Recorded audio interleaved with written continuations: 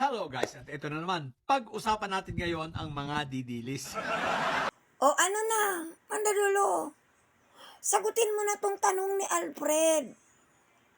Asa na nga? Asa na ang Interpol? Asa na ang mga taga-immigration? Asa na yung mga warrant? Pakisagot naman, please. Asa na? Huwag puro dada. Diyos ko. Nagpapakatotoo ka lang talagang iyakin ka. Manhig ka. Oh, mga DDS supporter na pumapalakpak sa bakulaw na si Mandalulo.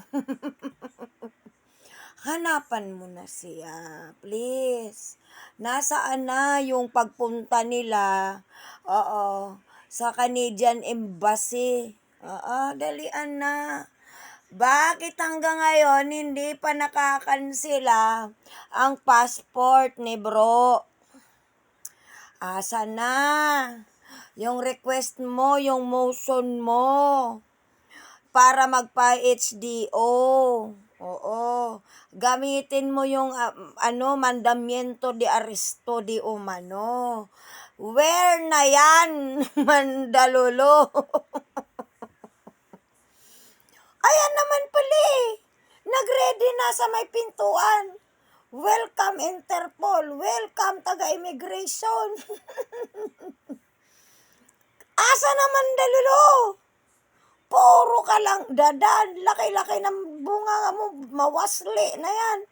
Wala man palang laman. Asa na? Oo. At ang tanong ko, June 2024 mo pa ako gustong ipakulong. Ano na?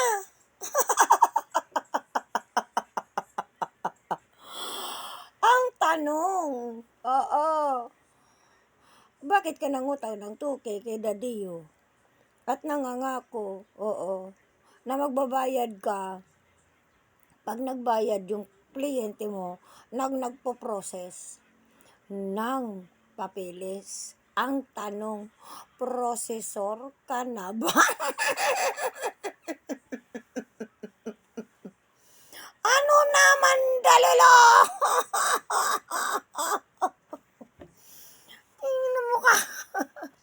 Sayang yung may-ari ng pulang shoes na totoong bayot na may nanay na trilili.